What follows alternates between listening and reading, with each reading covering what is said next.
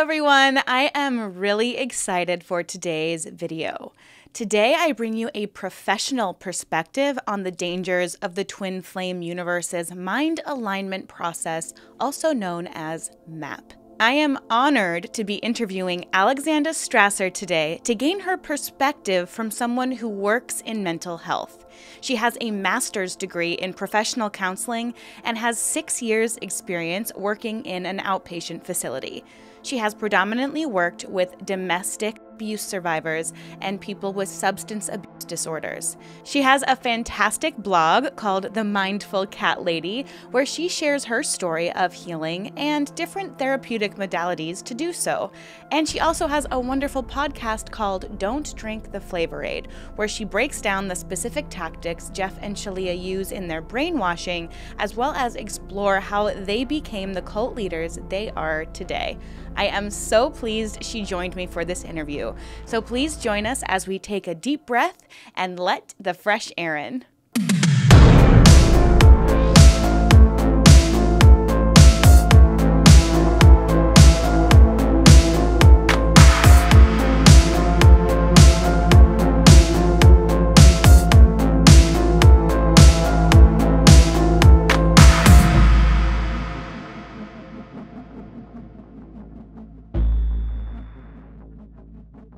Hello everyone, welcome back to my channel, or welcome if you're brand new. My name is Erin and I am fascinated by all things cults, true crime, and unique spiritual practices. I upload 3 videos a week on one of these topics, so if you like this sort of content, please consider subscribing. I'd absolutely love to have you. Also, I was raised by a single mother, so I know how challenging this time of year can be. So in each video, I am sponsoring a single parent, and today's parent is Kirsten. You'll find her Amazon wish list and the link to her story in the pinned comment down below. I so appreciate your support, not just of my channel, but of her as well. Now, without further ado, please enjoy my interview with Alexandra Strasser. Lexi, thank you so much for being here today. I know my viewers are going to find what you have to say so incredibly valuable. And I did my best to kind of put into words your experience, but I would love for my viewers to hear exactly from your mouth what your experience is and why you became so fascinated in talking about Twin Flames universe and the mind alignment process. Yeah, I would say it's a little bit twofold. So my background, education experience treating a variety of different populations. So that means a variety of different conditions, mental health conditions, including substance use disorders. So that's pretty much my, I guess, experience and education in a nutshell. In terms of what got me interested in twin flames, I would say um, I've always been so interested in cults and cult psychology.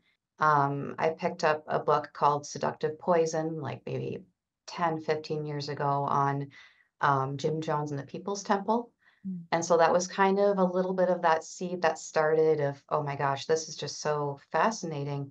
Um, just all the ins and outs of the victims, the cult leaders. So that's where kind of a lot of my passions, just in terms of the mental health realm, the psychology realm, cult psychology in particular. And then, of course, victim advocacy being a big part of this too, which is where you and I kind of intersected, fortunately. So, yeah, that's kind of in a nutshell of like my background and what really kind of got me really sucked in so deep to this that it was okay. Now I'm learning that there are real people, in living time that are still going through this. And, with my background and kind of all of this nerdy stuff I have in my head, I feel like people really need to know this. They need to have a just fundamental understanding of just to really understand how insidious MAP in particular is. So um, I know that we're going to get into that, but yeah, that's, I guess, in a nutshell, kind of what really brought me to where we are now. Yeah, it's similar for me, the fascination with the cult psychology and wanting it to be talked about more and understood more, because it's so easy to like victim blame when we discuss things like this. And that always makes me so sad because it's really so easy to just be in the wrong place at the wrong time or wrong place at the right time from the cult's perspective where you're ripe for getting sucked in. It just takes someone who's vulnerable enough. So Yeah. we've talked so much on my channel about twin flames, Jeff, Shalia, how problematic what they are doing when it comes to the twin flame aspect and how they kind of promote some what I would say is toxic relationships. But then when I started learning about this map, it kind of felt like it was a way for them to not necessarily help people, but a way for them to just expand their business practice to people who maybe found their twin flame and they wanted to keep them in the community, or expand to people who might not be looking for a twin flame. To me, it seems very money motivated and very much part of like that cult psychology of trying to find a product or a solution for someone's problem. And in doing so, they're kind of exploiting therapeutic practices. So, in your opinion, based off of how you've educated yourself, what exactly is the mind alignment process? And what do you think it's trying to, or I should say, claiming to achieve? Yeah. So the mind alignment process, from my understanding, um, is, as they mentioned in the documentary, I'm sure kind of they said it was the mirror exercise on steroids. And again, I guess the principle of inventing, kind of reinventing psychotherapy, if you will, is something cult leaders tend to do. But what I felt was really unique about MAP was how they specifically targeted people with flashbacks and post traumatic stress disorder, which they later included in their disclaimer that they purport not to treat. But however, this exclusive language about PTSD, trauma, and flashbacks was what really got me interested in researching more about how it was developed, how it's being implemented, who these practitioners are. And what I found was not surprising, but also very disturbing. So we can kind of talk about, what makes a professional able to treat something like PTSD. But essentially, in a nutshell, nobody that's part of MAP, not Jeff, not the CEO, nobody has whatsoever any credentials that would allow them to legally or ethically treat post-traumatic stress disorder, which is a psychiatric condition. So that was for me where there was, I don't want to say that it's not an extension of the ascension coaching, but the reason it's more insidious is because of their marketing to treat a psychiatric condition rather than just, we can help you find your twin flame, right? Mm. So even though it seems a little murky of like, well, I guess if you're an ascension coach, you can kind of market yourself to treat a lot of things. But again, with that PTSD, using terms like flashbacks, which is a specific symptom of PTSD, that's what really honestly stepped on my turf. It stepped on my toes. And again, we can kind of go back into, we can talk about what makes a professional able to treat something, but there are a lot of ethical and legal guidelines that are in the background that professionals have to follow. And there's consequences if they don't follow those. So that was really what specifically got me very agitated and ready to hop on my soapbox about MAP in particular. So let me know if I answered all the questions about that. Yes, of course. I was looking at the website, and you had mentioned in our first kind of connection phone call that you were deeply concerned by some of the data they were using to promote that MAP was something that actually didn't just work for people and completely heal their trauma or their PTSD, but could do so in as little as one session with people that have absolutely no credentials. So, could you speak to that a little bit? Yeah. Um, so when I looked at the MAP website, I found, I think it's under their data. They have these infographics that I'm not sure who created them, but what these infographics imply, and I dug into the research articles that they cited. But essentially, what these infographics imply is that MAP is some sort of standardized, meaning that it's been repetitively researched, vigorously researched in a setting with an experimental group and a control group. Again, none of that has happened with MAP, right? There's no research out there on anything like the mind alignment program MAP. It's not a real therapy. And so these infographics are comparing it to actual real healing modalities that exist and that are have been rigorously researched. So these are called evidence-based practices or best practices. So if you look on the website, you'll see them reference EMDR, cognitive processing therapy, and prolonged exposure. Now, those are um, three of the, I'll say, top best practices used to treat post-traumatic stress disorder.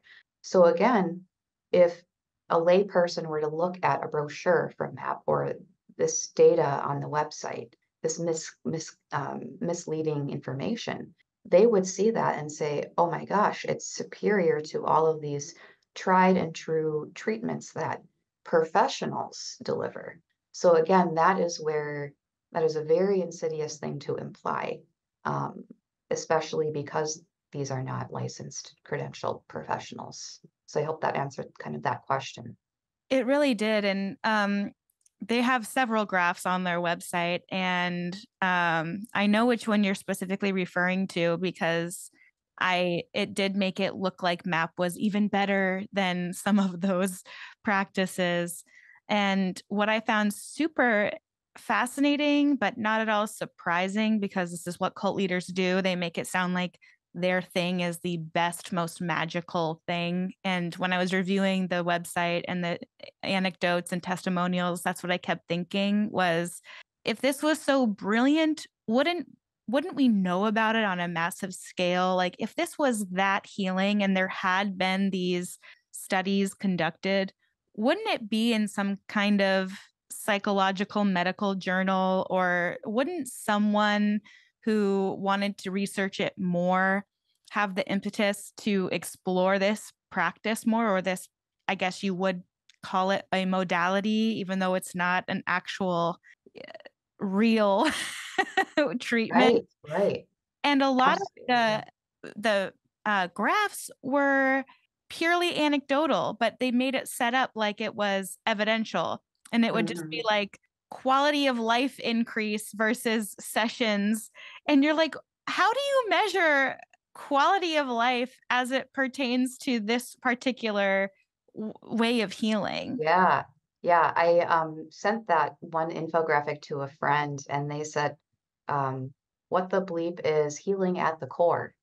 And I said, right, because when you look at, again, measuring healing at the core, that's so subjective because all of these research studies use different measurements to measure PTSD symptoms before and after the treatments. So if all these studies are using different measurements, you can't just try to standardize that at healing at the core. Yeah. So that was another kind of a little bit of a red flag of, okay, this is not clinical language. These are not scientists coming up with this data. This is somebody clearly wanting to mislead their customer base. Yeah. Yeah. And even looking at their list of coaches or counselors, almost everyone's bio is like, they had a great experience with this, so they decided to devote their life to it. And it's like, I think in our first call, you spoke about Christine Emmerich, who is the CEO, and their resident PhD. I know you looked a little bit more into her background, and obviously, Jeff is the creator of the MAP process. So, do you want to speak a little bit about Christine's background and why you feel like perhaps she was targeted not just as a victim in Jeff's eyes, but also as someone to like prop up as the person that is the not just the example, but the PhD on Right. stage doctor, for lack of a Yeah. better term.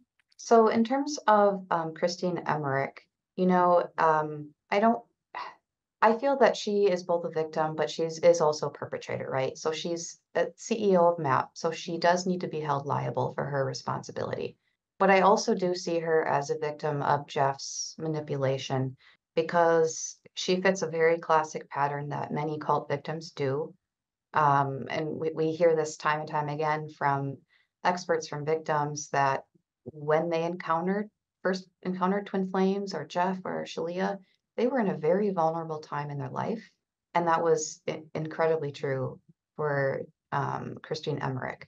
You know, she is a military veteran. And I believe that she spent her career as a military veteran. Um, and it seems to me that she really served that role very proudly. She was very accomplished in that role. Um, but, you know, I do have some friends that are veterans, and I think a lot about that transition from Army life to civilian life and how they've described that and how we see that play out in even movies and whatnot. And that transition, I think, would be incredibly overwhelming and especially her being a woman too, transitioning from army to civilian life after so many years. Um, so I think she was at an incredibly vulnerable time in her life. Some of the videos from Church of the Union sermons, she mentions a past alcohol use as well. She said that that was pretty heavy up until she had her map healing session, and Jeff really kind of coaxed her into this whole um, this illusion, right? This delusion, if you will. So I think again, in terms of like what's happening when people are having a map session, I think it's just part of the indoctrination into see what's on the other side, right? It's not really the healing session in so much itself as what Jeff and everybody else has to promise on the other side of it, right? That's really where this perceived joy and happiness and connection comes from, rather than a genuine healing at the core, as Jeff would suggest. So that's kind of maybe a little off topic, but again, just the kind of to drive home the point of just how, you know, people who find themselves in these situations, they're not foolish people. They're not, you know, these are people who did come from reputable careers and different types of backgrounds. And they just so happen to have unresolved trauma and life stressors. And I think for a lot of the victims, that compounds.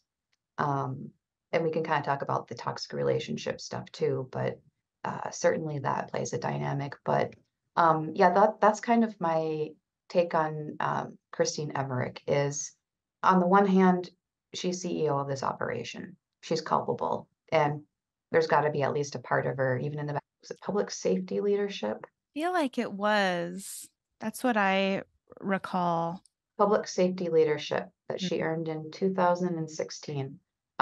So that's all well and good, but that degree would not allow someone to practice psychotherapy or be a practitioner treating post-traumatic stress disorder. So while she has lots of personal experience with the diagnosis herself, she doesn't have any professional experience treating it. Yeah. And I think that having a PhD, having that doctorate, it does make people think they can call anyone a doctor. And people just assume that that means medical doctor because we don't really consider that like a teacher can have a doctorate in education, but we don't call them a doctor. And I think that that's kind of this weird workaround I've seen in this group as well as others where they say, oh, well, we have a doctor on board, but then you'll realize, but they're not a doctor in what you're saying their job is or their role is in your group. So it's still very, very misleading. Um, Absolutely. And I will tell you that if I didn't have the background I do, I might, if I were just somebody looking to get help for my post-traumatic stress disorder, and I stumbled across this website, I might see PhD. I might see, oh, this person has a bachelor's in psychology, or this person has this experience. So I think when I see the bios on there, they're all truthful. I think these people really do have different, maybe experiences, but nothing by far that would even make them come close to having the proper education and background to treating any kind of psychiatric condition. yeah. And that's So just that's again the dangerous. insidious nature is they don't have to lie to to trick the untrained eye. And that's where, again, being an informed consumer is really difficult, but it is really important, especially when you're trusting someone with your mental well-being. Yeah. And you had mentioned the word brainwashing, which is such a taboo word to use. But as a professional in this industry, do you believe that Jeff is effectively brainwashing many of his victims? Yeah, it's interesting because when I use the term brainwashing, I don't use it in a clinical sense. It's more of like a pop culture kind of um, cult manipulation sense. So I guess, when I use the term brainwashing, I really just mean manipulation. Mm. And on my content, like my blog and my podcast, I specifically use the term narcissist and malignant narcissist. I also use the term megalomaniac, which is a little bit of an old school term, but it's essentially just that grandiose extroverted narcissist. Um, and that's a term I'm very comfortable using. I know narcissist gets thrown around a little bit too loosely sometimes, but in this case, it is very classic. Again, cult leader, narcissism. We see it over and over again. But in terms of brainwashing, again, it's just manipulation. It's something that people with narcissistic personality um, just naturally do very well because of their low empathy, their low agreeability, um, those types of features. Yeah. And I feel like it's very clearly a money motivation in his point of view. And if you look at MAP, and I don't know if you're familiar with someone like Teal Swan, who has been accused of implementing false memories into people's mind during her completion process, which is allegedly. Mental well-being until the dam kind of broke, so to speak, and I realized, no, this is part of my well-being is um, really being able to invest time into really understanding. And this is where I'm really thankful that I came back to this passion of mine. But again, just because of things like Nexium and it became almost too overwhelming because it is becoming so much more, I guess, and I don't know, we're more aware of it. There's more documentaries, more exposure. Now that I'm kind of looking at all of this, I'm looking more into Keith Raniere. I'm looking more into these more modern cults with the MLM element. I only looked into Teal Swan maybe a couple days ago, Mm. and quickly got sucked into her videos. But what I really, I guess, noticed with her is, again, she has no background in any of this. She's just seems like someone who's really read a lot of self-help books, gone to a lot of therapy, so she knows the language in and out.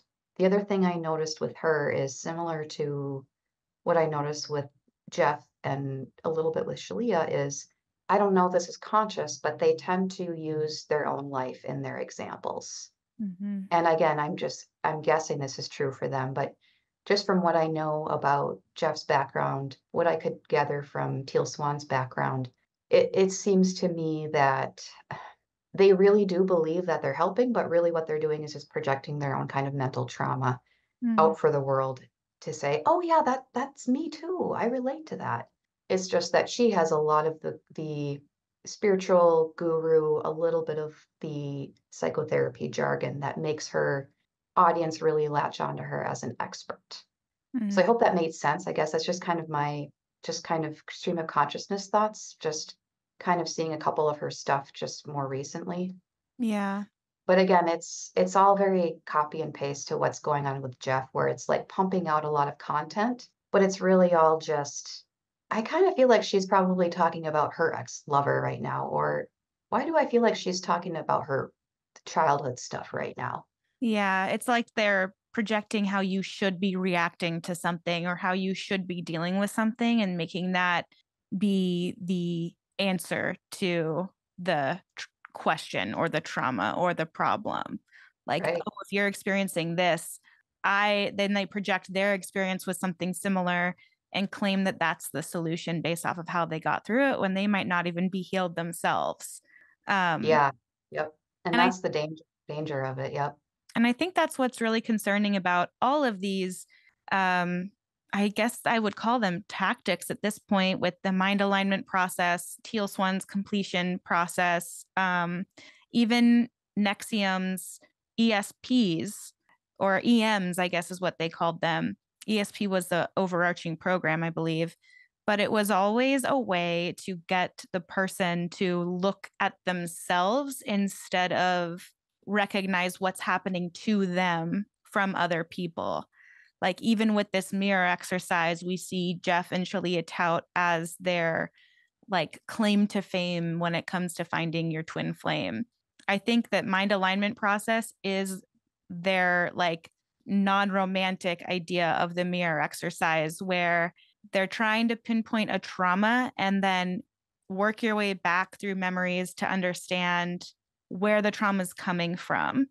And what's concerning about that is if you're sharing past traumas or events or deeply, deeply personal things that someone is not just learning about you, but is probably recording you sharing. Because in my experience with cults, they seem to always want to record everything that's going on. They're effectively collecting potentially damaging collateral on someone. Like if someone thinks they're speaking to a therapist and that everything's confidential, they're more likely, I would assume, to share certain things that could be held against them later. Do you think that that could be part of the mind alignment process when we do talk about brainwashing, that need for the leader to gain some type of collateral? Because then if you threaten to leave, they have a reason for you to not leave. They can keep you there. Like Keith Raniere collected actual pictures of women and really damaging collateral. And I've seen groups, the group I was in, the things people would share, I was like, man, if anyone ever exposed this about this person, like if they ever threaten to leave the group, the cult leader can say, well, I think this is your trauma coming up because remember that story you told me about X, Y, and Z? I think that this is you just wanting, being afraid of success, or they come up with some type of like spiritual jargon and word salad to make the Mhm. person feel like, oh my gosh, if I leave or I quit now, I'm just giving up on myself. Or if I leave and I quit now, they might tell someone this deeply personal thing I told them. Do you think MAP is kind of a process towards that? Um, I'm not sure that I'm always kind of struck about in terms of what is the true motivation and intention of people like Jeff. And I'm not sure that gaining collateral is really maybe necessarily a conscious process, at least for someone like him at this stage.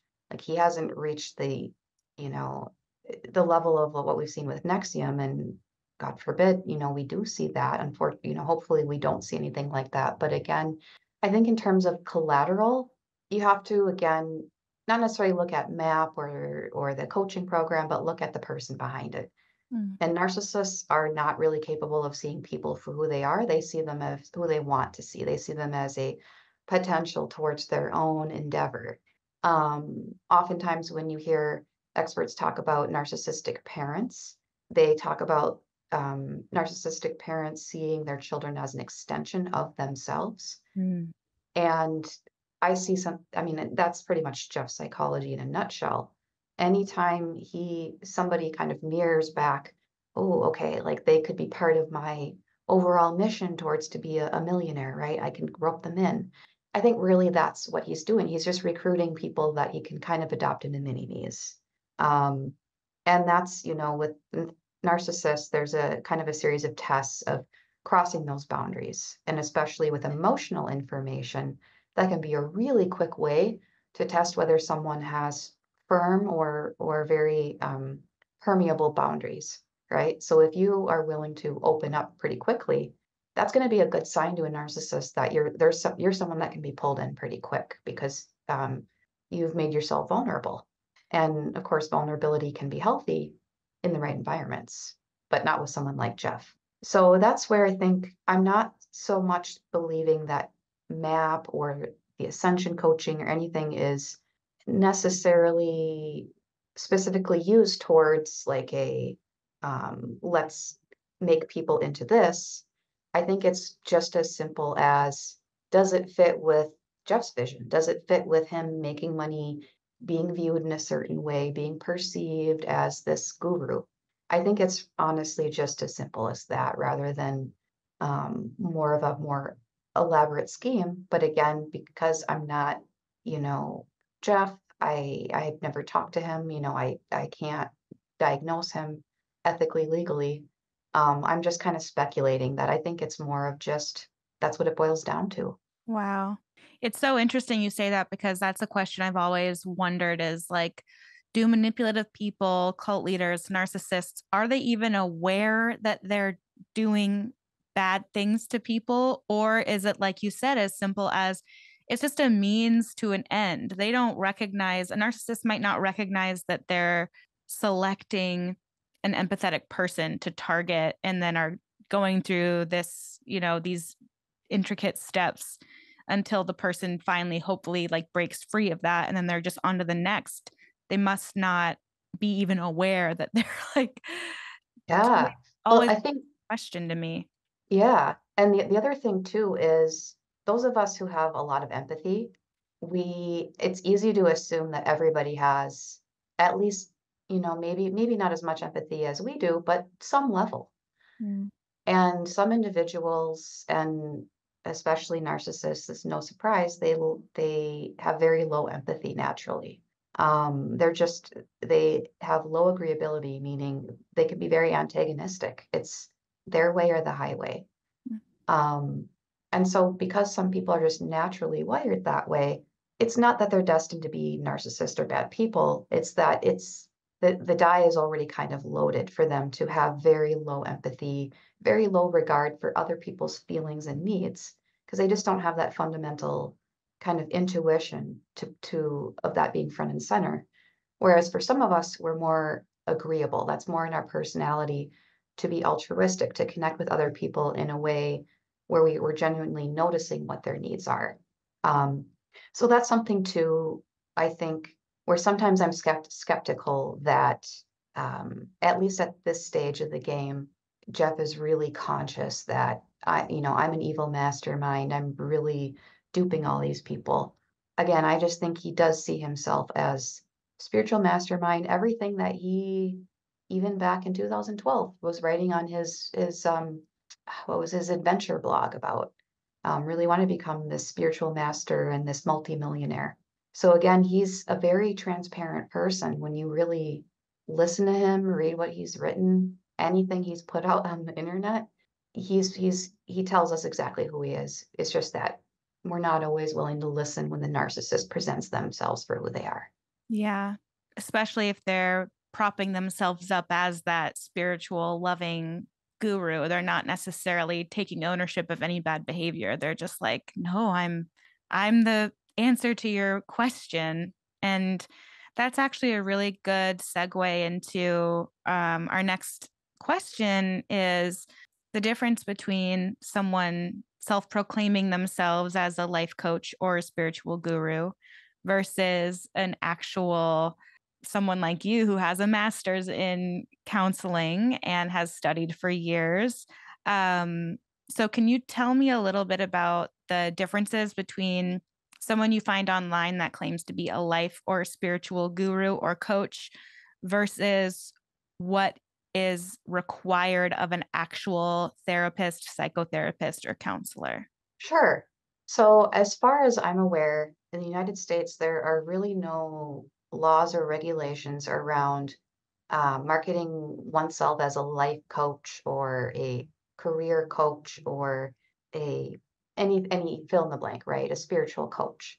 Um, there are entities out there who do like certification courses, but again, today, even without any of my background, I could market myself as a life coach.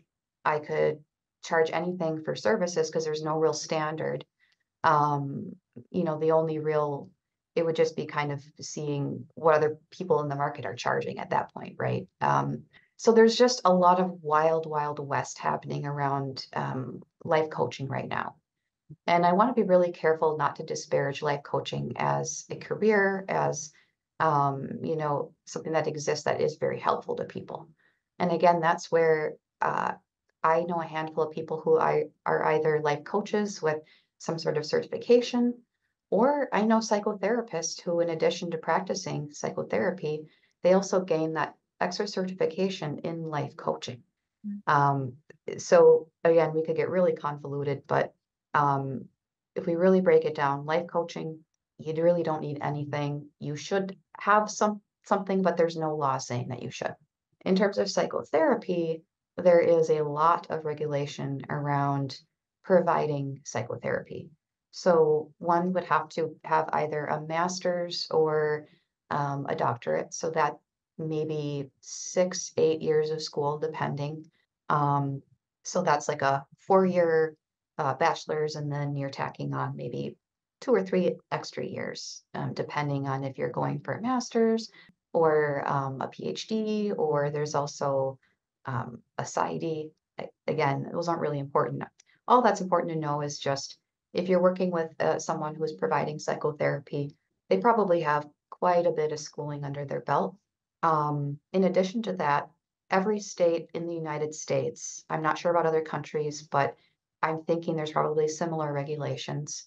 In the United States, every state has its own um, state statutes. So these are laws that govern um, professions.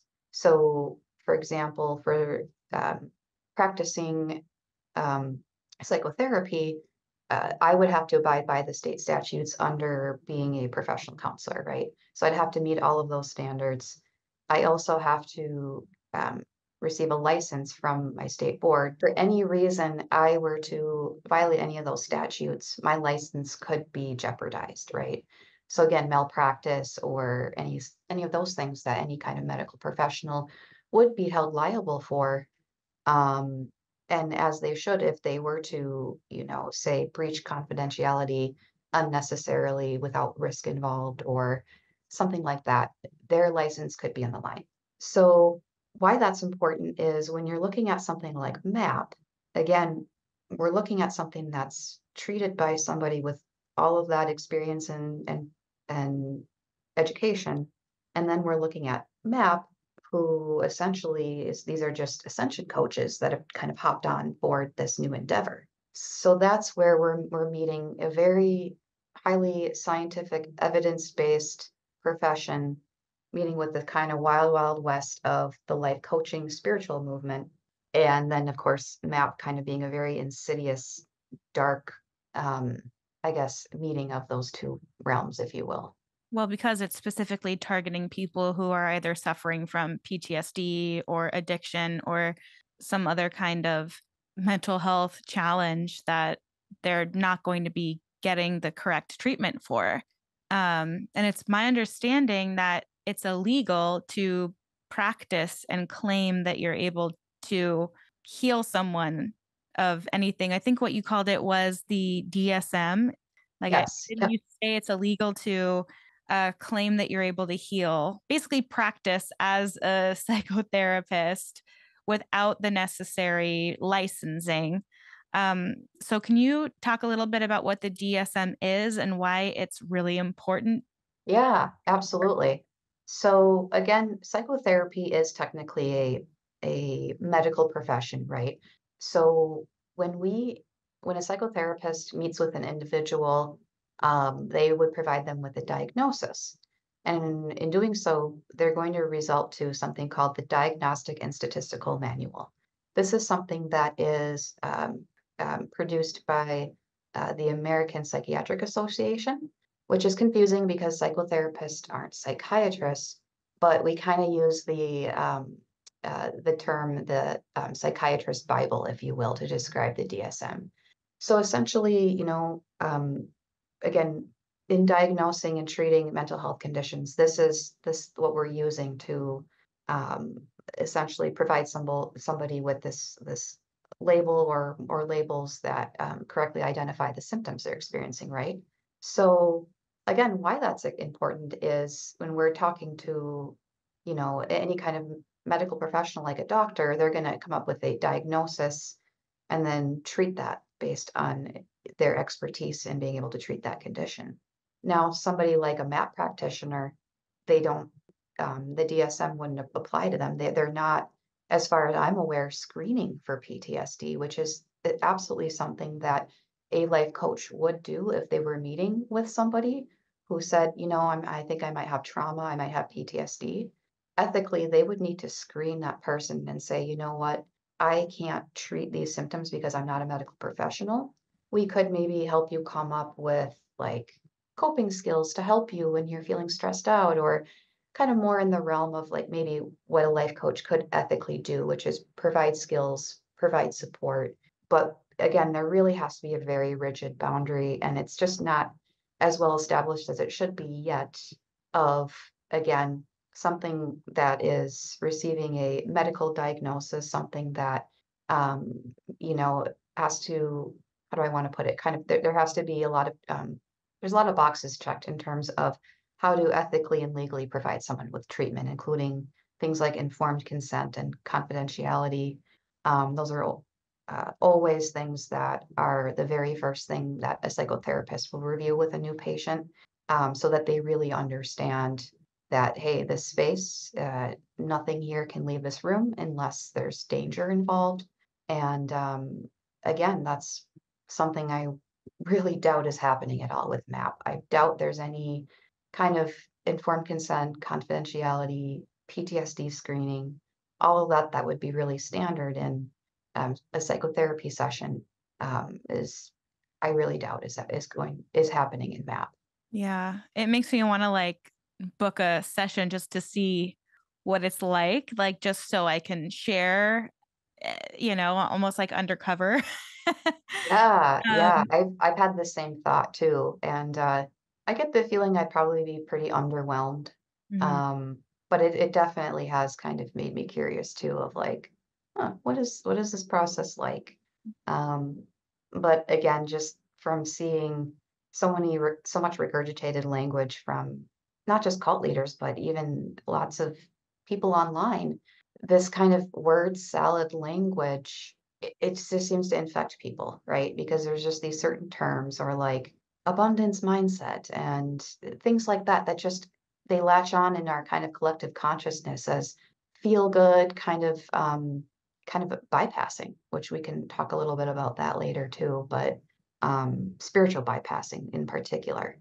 which is definitely a phenomenon that plays a big part in just the indoctrination of cults too. Do you mind explaining a little bit about what you mean by spiritual bypassing? Yeah.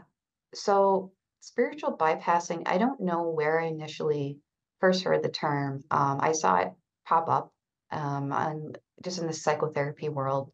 And then when I was looking into it as I was writing a post about Jeff and Shalia, I learned that it was originally coined by a psychotherapist, I believe, John Wellwood, back in the 80s. And he was working with many clients who were exhibiting symptoms of what he called spiritual bypassing. So, very similar to, again, this feel good, jargony, word salady, spiritual language or beliefs, often, fantastical, that people would latch onto as a replacement to really kind of uh, heal some really deep kind of spiritual wounds, or address some really deep mental health stuff going on. So that's where he saw this so often in his practice that he coined the term, he wrote about it. Um, and so that was really interesting to me because that is very much what we see with, again, not only the victims of TFU and other cults, but I think a lot of people are experiencing spiritual bypassing and probably not even recognizing it as such because of, I think, a lot of things, right? This spiritual movement we're seeing, people's loneliness, a lot of factors, relationship dissatisfaction. And when someone comes to you with a really something that just sounds really wonderful when you are vulnerable, even I know myself well enough to know sometimes when you are vulnerable, uh, that can really warp your mindset, your ability to kind of stay grounded, um, to make a more practical choice. Yeah, I agree. Thank you for that breakdown. It's so wonderfully put. Um, I do have a question about finding a legal and ethical practitioner, whether you're looking for a life coach. I don't know if you'll know about the life coaching side, but I know this is kind of left field, but I know in like real estate, there's a database that says everyone who has an active license in each state. Is there that resource for the consumer when it comes to a psychiatrist, a psychotherapist, a counselor, where someone could go and look up, is this person legally able to provide me what I need them to provide me? Do you know if there's a database? Yes, so that would, in the United States, that comes down to each state. So if you just Google your state professional licensing board, that will, there'll be an area on those websites, at least for my state, there is where you can look up somebody's name and you can find their license and determine, is it active, is it not, is their license in good standing? So those are things that if somebody was skeptical or they wanted to know, that information is available on those state professional licensing board websites. Okay, that's great to know. Thank you. When we spoke last week, you discussed some general advice that you would give to people that's purely based off of your professional opinion. Do you have advice for viewers who might be stumbling upon this video and wanting to find someone to help them? Yeah, absolutely. Um, I've got advice more broadly for any viewer, and then I've kind of got like my thoughts for people who specifically have experienced abuse in a cult or something very similar to it, if that makes sense. I just want to, because I kind of feel like I have a little bit of like more general advice and more like specific kind of opinions, I guess. Well, let's start off with general advice, and then I think you might have more to offer for people who are specifically looking at this video to learn a little bit more about cult. I don't even know, it's not out doctrination. I don't even know if Yeah, that's a yeah. term, but So maybe. just yeah, in terms of like mental health more broadly speaking, for me, number one, and this is my personal professional agenda, is to end the stigma around mental illness. I myself, I have mental illness. Um, Something interesting about me, I recently underwent IV ketamine therapy for depression. And I say that just to highlight that there are a lot of alternative things out there that I want to be careful because, again, we are in a very wild, wild west of mental health treatments right now. But this was something that was done by professionals in a clinic that knew what they were doing and took wonderful care of me. But, anyways, I could talk about that process, but just to highlight the point that I have decided to be very open about my mental health, very open about talking about mental health diagnoses, or even PTSD, substance abuse. I really love to talk about it all because anybody you meet might be experiencing any kind of mental health condition, including professionals. So that's number one. I say my goal is to collectively end stigma, and really make myself not only a safe person to be able to talk about their health struggles or internal struggles, but also as someone who feels it's important to be genuine, as a human and a professional, to show that vulnerability of like, look, this is humanity. We all struggle with stuff, but not talking about it is so dangerous and so toxic. So, that's a little personal, but again, that's where I think you and I relate, where at some degree there's something personal behind what we're doing here. And that's part of this advocacy, this desire to get this information out. So, first and foremost, um, I feel like by me being more authentic and vulnerable with other people, they feel a lot more comfortable being authentic and vulnerable. And that right there is tremendously healing, whether that's happening in a therapy room or with a friend or whoever. So, in terms of maybe if someone were just seeking services, I think that can even be an overwhelming process in and of itself. And I would say, like, if someone weren't really even sure where to start, um, what I would say first is I think finances are definitely a big factor, as we see that highlighted with TFU, right? People are willing to put a lot of money into what they think is going to help them be better and feel better.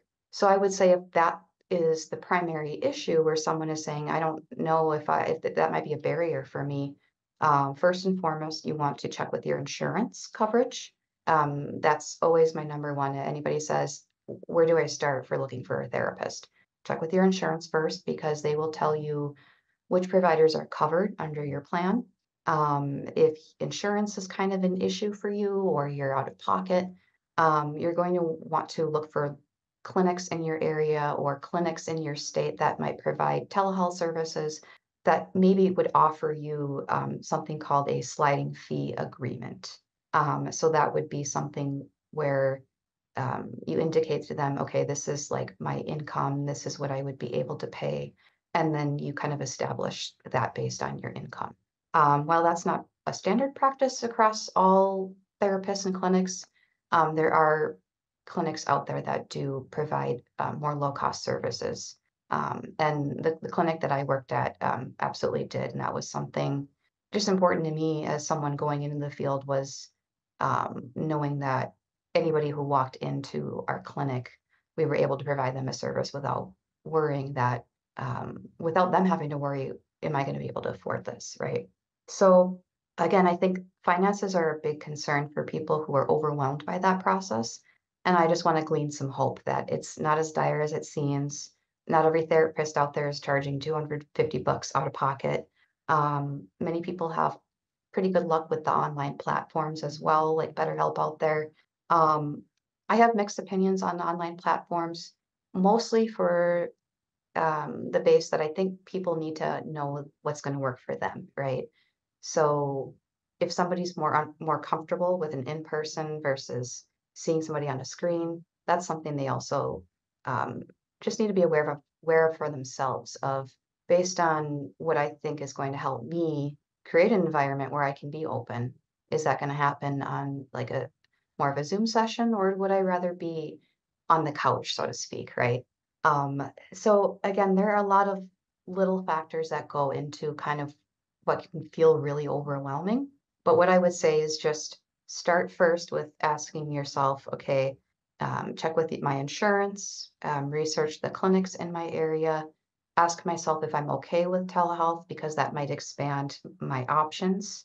Um, and then again, going back to in terms of uh, legality for practice, um, technically, someone can only be seen by a therapist who's practicing in their state, right?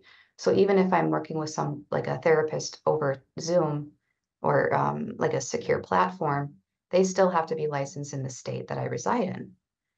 Mm. So that's where, again, a tricky thing with like life coaching, I could be working with a life coach in, you know, New Zealand or somewhere where they don't know what local resources I have. If I'm a vulnerable person with mental health stuff going on, they might not have the proper protocol to be able to keep me safe, right? Also, in terms of sex of the provider, right? So, if male, female, if that's something that's going to influence somebody's ability to be comfortable, absolutely important information to know about yourself too. Mm. So those are going to be like the practical first steps, I would say, to anybody who's overwhelmed with trying to start the process of even finding a therapist. Start with those basic steps. If you find hiccups along the way, you know, um, reach out to me, reach out to people who maybe are familiar with the steps. I've had friends and family members who've asked me, like, hey, like, how do I find a therapist? Okay, here's where we start. Yeah. And it might not always work out in the first professional that you meet, right? And that's the hard part. And that's again why we're talking about all this is we have to really discern who we are trusting with the stuff inside of us, that our psychic content, our emotional content. Yeah. And so I'm biased, obviously, but my opinion is let's start with people who have the professional standards in place to be able to provide that safe container. And then from there, then determine, is this really the person I feel is going to be able to provide that container for me? Mm. Because I've been in places where I didn't feel that fit with a therapist, and that's okay. That meant this isn't the person I'm going to be vulnerable with. Um, and it's kind of the same process as when people maybe start a new medication or um, you start a new exercise. At first, it's, I don't know if this is going to work. I don't really know if this feels the best, but it's kind of trusting your gut and trusting that, okay, like I know that this is the right fit, and I think you had said too to search for evidence-based treatments for whatever condition you're looking to potentially heal or learn more about. So you can find a practitioner near you that might have a little more understanding of what it is you're going through and has those specific credentials to work yes, on what you. thank you for reminding me that, absolutely. So if you, let's say you do have a diagnosis or you have a strong inkling of like maybe what's going on for you, what you can do is simply Google evidence-based practices for anxiety or PTSD, and then Google will let you know what psychotherapeutic modalities have been shown effective for that specific diagnosis. So, for example, when you Google evidence-based practices to treat PTSD, you will see things like cognitive processing therapy, EMDR, prolonged exposure pop up. Okay, that's great. And then from there, you can find a therapist that might specialize in one of those modalities or all of them. Yeah, yeah. So that will give you a really, let's say, if I struggle with anxiety and I say, okay, I really want to try, let's say somebody has experience in something called like somatic experiencing is one specific modality. And let's say I read up on that and I think, oh, I think that might really help me with my anxiety. And then I can say, okay, are there any practitioners in my area who use that modality or maybe use a similar modality? And oftentimes therapists and psychotherapists will provide that information on their bio of um, what populations they treat and also what modalities they use too. That's great. So now the big question, because even in our initial phone call, we both kind of discussed how difficult it can be for a cult survivor to find the mental health help that they're seeking because this is it's such a complicated situation to be in. And I've even heard it discussed on Sarah and Nippy's podcast, who were like the whistleblowers for Nexium, that them shared that how difficult it was for them to find a therapist simply because it's not necessarily something that is fully understood. And not every therapist has the education to deconstruct someone's indoctrination. So you had shared a couple bullet points with me on what your advice was for cult survivors, um, specifically what some barriers to treatment were, and then what some therapeutic modalities that could be helpful based off of the experience that you have. So do you have what advice do you have for those watching this video and are like, I need some help. I just found out I Yeah, was in a cult. Please help me. Where do I go? What do I do? absolutely. So again, to back up a little bit, this is one of the reasons that cults still to this day fascinate me. I have worked with a lot of different people. I have heard a lot of different stories, but I have never worked with any cult survivors, at least that I know of. Um, However, in my work with um, intimate partner violence or domestic abuse survivors, I see a tremendous amount of overlap in what cult survivors talk about, what they share, their trauma symptoms, and survivors of domestic violence. And something that I'd love to share with your viewers is something called the Power and Control Wheel. This was something that was designed to help educate victims of domestic abuse, also called intimate partner violence, understand the coercive dynamics that are playing in the relationship. And so this spans everything from financial, physical, um, emotional, every realm, right? Children can be involved. And so this is a wheel that really shows all the different behaviors and that are coercive and manipulative from the abuser. Um, so that's something that I would recommend to people who are survivors going through recovery from cult indoctrination or feel that they've been heavily brainwashed, whatever that means for them. They know that this just feels like this is what's happened to me. I would really suggest that you seek the resources in your community and maybe a psychotherapist who specializes in something like domestic violence, intimate partner violence, because they're going to be more apt to understand the insidious traps and hooks that are within a dynamic like that. They might not understand it necessarily on like a group level, um, but understanding it on that interpersonal level is maybe sufficient enough for them to have that understanding that abusive, coercive, manipulative relationships are a whole different ball game than quote unquote normal relationships with quote unquote normal dysfunction, whatever that means. Um, so again, what I would suggest is seek out those resources in your community, whether that's a for example, my community has specific places that women who are domestic abuse survivors can go if they need refuge, if they need resources, if they need housing temporarily.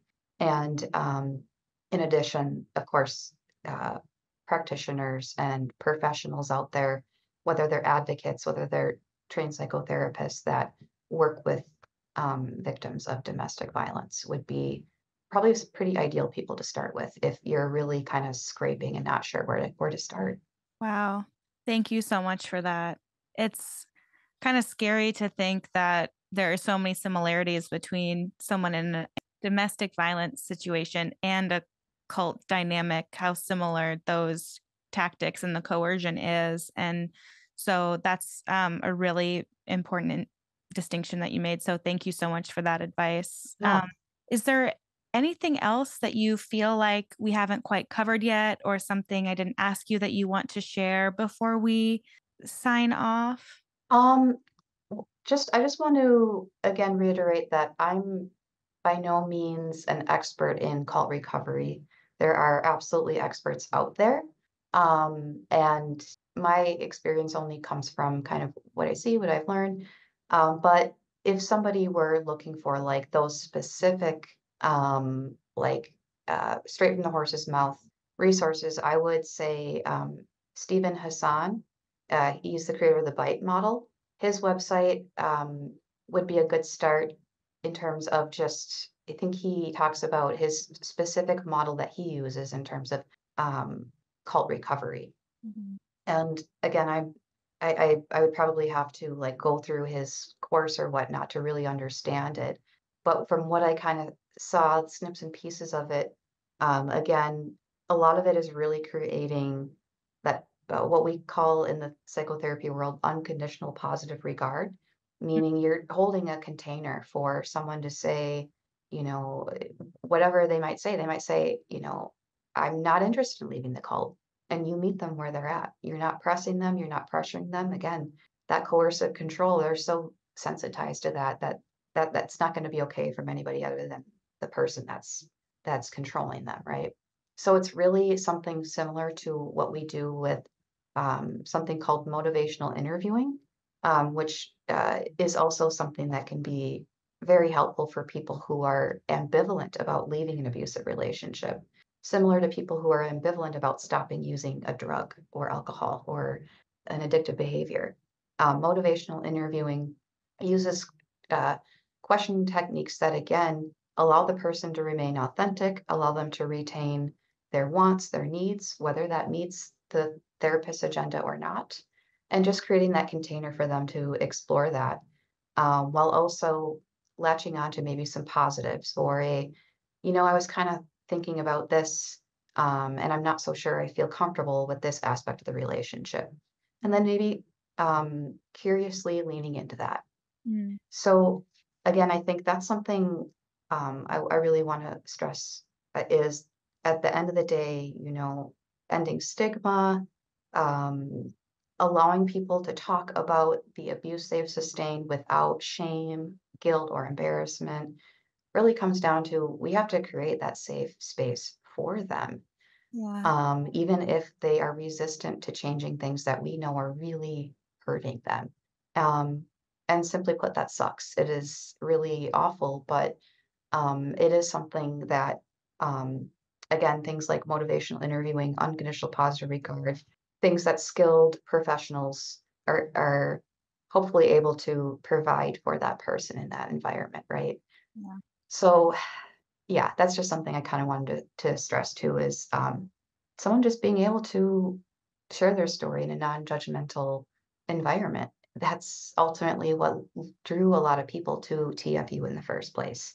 Unfortunately, they got a very distorted, warped, dystopian outcome of what they hoped for. Yeah. And that's what I think is one of the most tragic aspects to any cult victim and the experience that they've had is exactly that, exactly what you shared is how they're they're looking for a sense of community, they're looking to share their experiences, they're looking to heal, and by the time they get out, it's like their whole reality's been warped and twisted and it crumbles around them. And I think that that's why it's so hard for some people to recognize what they're involved in because it's become such an integral part of who they are at that point, and they really have given all of the credit to their healing to this group instead of to themselves.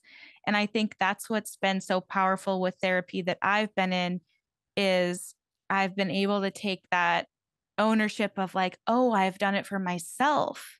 Like the therapists I've worked with have said, I'm not healing you. I'm giving you tools so that when certain things come up for you, you can learn how to better handle it on your own. And that is such an empowering thing to feel and realize that once we have these tools and we learn how to use them, we're able to help ourselves instead of put it all on Jeff Devine or Keith Raniere or whomever who want to take credit for all of our healing. Instead, we're able to take that ownership and it's very, very empowering. And that alone is healing. And so I hope that that's a key takeaway for anyone who is tentative to leave the group, is concerned about judgment from the group or shunning. It's better on the other side once you're free of that. I mean, Stephen Hassan's website's even called freedomofmind.com. And that's exactly what you feel when you're not stuck inside of something anymore. So I guess unless you have any other pieces of wisdom or advice to share, can you please tell everyone where they can find your blog, your wonderful podcast, any other Yeah, ideas you'd like to share? sure. So you can find my blog. It's a mindful cat lady, mindfulcatlady.blog. And my podcast is Don't Drink the Flavor Aid, and you can find that on Spotify. That's awesome.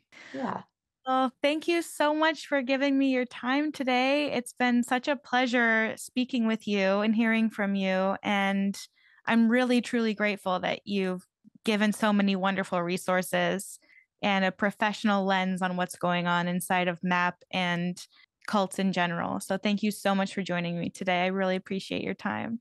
absolutely. Yeah, this has been just really surreal. I never imagined I'd be able to just talk about all these things that mean so much to me on a platform that will hopefully help people, or at least just give them a little bit of something new to take away, right? Or it's just something that maybe would be information that somebody in their life might find useful. So again, I'm really grateful for this opportunity as well of just being able to kind of just word vomit about all this stuff that I think about and don't always have the opportunity just to talk about, right? So, um, yeah, likewise, very grateful for this. So thank you for letting me ramble on about it. Of course, it was not rambling at all. It was all very great nuggets of information that I'm sure we'll all really appreciate and remember for a long time. Right, Thank you so Erin, take much. care. You as well. Bye. Bye. That was such an incredible interview. I learned so much, and I hope my viewers, you learned a lot too. Thank you so much again, Alexandra, for joining me today and giving us so much of your time and your knowledge. I deeply, deeply appreciate it.